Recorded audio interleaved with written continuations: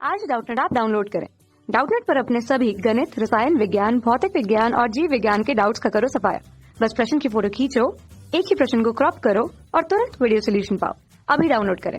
प्रश्न दिया है 1 × 10⁻³ मीटर त्रिज्या वाले पानी की एक बूंद को 10 लाख एक ही तरह की बूंदों में तोड़ा जाता है। तोड़ने के लिए किए गए कार्य का मान हम लोग को निकालना है और पानी का जो पृष्ठ तनाव है उसका मान हमें दिया गया है 7.32 × 10⁻² न्यूटन प्रति मीटर। तो आइए हम लोग इस प्रश्न को हल करते हैं और किए गए कार्य के मान को ज्ञात करते हैं। तो देखिए हमें यहाँ पे इस तरह से एक बड़ी बूंद दी गई है पानी की, जिसकी त्रिज्या हम लोग कैपिटल आर से दर्शा देते हैं, जो कि है 1 × 10⁻³ मीटर के बराबर। और हमारे पास यहाँ पे पानी का जो पृष्ठ तनाव है T, वह भी दिया गया है 7.32 × 10⁻² न्यूटन प्रति मीटर के रूप में। और इस तरह से बोला जा रहा है कि 10 लाख बूंद, मान लेते हैं कि n बूंद बना रही है, ठीक है। तो n यानी कि 10 लाख बूंद अर्थात 10⁻6 बूंद में यह परिवर्तित हो रही है। तो इसकी जो त्रिज्या होगी उसे हम लोग स्मॉल r से दर्शा देंगे। तब हमारे पास यहाँ पे क्या होगा कि देखो यहाँ पे इसकी त्रिज्या का मान हमने क्या लिया है, कैपिटल आर लिया, ठीक है। अब यह 10⁻6 छोटी छोटी बूंदों में टूट रहा है, यानी कि 10 लाख बूंदों में यह टूट रहा है। तब यहाँ पे क्या होगा कि इसके ससंजक बल जो है उसको हम लोग तोड़ेंगे, या तो इसकी अंदर की ऊर्जा की वजह से या फिर हम लोग इसको बाहर से ऊर्जा दे करके। तो यह जो ससंजक बल है वह टूटेगा, तो वही क्या हो जाएगा, हमारे पास किए गए कार्य के रूप में हमें प्राप्त होगा। यानी कि ससंजक बल ही हमारे पास यहाँ पे जब बूंद विभक्त होगी तो हम लोगों ने जो इसको ऊर्जा दी या फिर इसके अंदर के ऊर्जा के बराबर ही क्या हो जाएगा, यह बूंद जो है विभक्त होगा। तो व्यय की गई जो ऊर्जा होगी, अगर इसे हम लोग U से दर्शा दे तो यही क्या हो जाएगा, ससंजक बल के विरुद्ध किया गया कार्य होगा, ठीक है। तो इसे ही हम लोग W के रूप में दर्शाएंगे और यह हमारे पास बराबर हो जाएगा पृष्ठ तनाव T गुणित यहाँ पे हो जाएगा क्षेत्रफल में परिवर्तन, यानी कि डेल A के रूप में। तो अब हम लोग यहाँ पे ये देखेंगे कि जो हमारे पास व्यय ऊर्जा का मान है वह कितना होगा, या फिर ससंजक बल के विरुद्ध किया गया कार्य कितना होगा। तो हम लोग सबसे पहले यहाँ पे इसे समीकरण 1 नाम दे देते हैं। अब अपने प्रश्न को आगे हल करेंगे।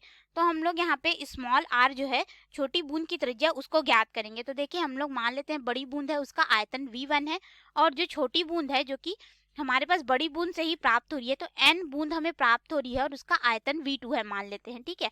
तो हमारे पास यह कितना हो जाएगा, 4/3 पाई r घन बराबर यहाँ पे हो जाएगा 4/3 पाई स्मॉल r घन गुणित यहाँ पे हो जाएगा n। अब हम लोग आगे हल करेंगे तो 4/3 पाई यहाँ से ये कट जाएगा और फिर हमारे पास यहाँ पे r जो है उसका मान हम लोग निकाल सकते हैं। तो स्मॉल r बराबर हमारे पास कितना हो जाएगा, r का घन बराबर कैपिटल R का घन बटे n हमें मिलेगा। अब यहाँ पे अगर हम लोग स्मॉल r का मान निकालेंगे तो स्मॉल r बराबर ये जो घन है इधर आके घन मूल हो जाएगा। तो हमारे पास यहाँ पे मान जो है वह किस रूप में हो जाएगा, यह हमें प्राप्त हो जाएगा r, और यहाँ पे फिर n का मान रख देंगे। तो n बराबर हमारे पास 10 लाख यानी 10⁻6 है। तो 10⁻6 का अगर हम लोग घन मूल निकालेंगे तो ये 10⁻2 हो जाएगा। क्यों, क्योंकि देखिए हमारे पास 10⁻2 फिर इसके घन कर देंगे तो ये 10⁻6 हो जाएगा। तो घन मूल निकालेंगे तो 10⁻2 हमें यहाँ पे प्राप्त होगा। तो ये हो गया त्रिज्या का मान, इसे समीकरण 2 नाम दे देते हैं। तो हमने त्रिज्या का मान निकाल लिया। अब हम लोग जो पृष्ठीय क्षेत्रफल में परिवर्तन हो रहा है उसको देखेंगे। तो पृष्ठीय क्षेत्रफल में परिवर्तन डेल A के रूप में है। ये कितना हो जाएगा हमारे पास, जो बाद में क्षेत्रफल आएगा और पहले जो क्षेत्रफल था A1 के रूप में, ठीक है। तो अब हम लोग यहाँ पे मान रखेंगे और इसको हल कर लेंगे। तो देखिए हमारे पास यहाँ पे n बूंद बन रही है, उसका क्षेत्रफल पाई r का वर्ग हो जाएगा, ऋण यहाँ पे पाई r कैपिटल R का वर्ग हो जाएगा, क्योंकि उस समय एक बूंद थी, ठीक है। अब हम लोग यहाँ से उभयनिष्ठ ले लेंगे 4 पाई को, तो हमारे पास यहाँ पे मान कितना हो जाएगा, n स्मॉल r का वर्ग ऋण कैपिटल R का वर्ग। इस तरह से हमें जो है मान प्राप्त हो जाएगा। तो इसको हम लोग इसी रूप में रहने देते हैं और इसे समीकरण 3 नाम दे देते हैं और ये हो जाएगा डेल A के रूप में। अब हम लोग क्या करेंगे, यहाँ पे ये जो r है उसके जगह में कैपिटल R/10⁻2 का मान रख सकते हैं। अब इन सभी मानों को हम लोग समीकरण 2 और 3 के मान को समीकरण 1 में रख देंगे। तो किया गया कार्य W बराबर हो जाएगा पृष्ठ तनाव T गुणित यहाँ पे ये वाला मान हो जाएगा 4 पाई गुणित n, और यहाँ पे फिर हमारे पास हो जाएगा r का वर्ग है। तो ये कितना हो जाएगा, कैपिटल R का वर्ग बटे हमारे पास हो जाएगा 10⁻2 है इसका भी वर्ग कर देंगे, फिर ऋण r का वर्ग हो जाएगा। अब इसे हम लोग आगे हल कर सकते हैं, तो किया गया कार्य बराबर कितना हो जाएगा, r के वर्ग को फिर से हम लोग उभयनिष्ठ ले सकते हैं, ठीक है।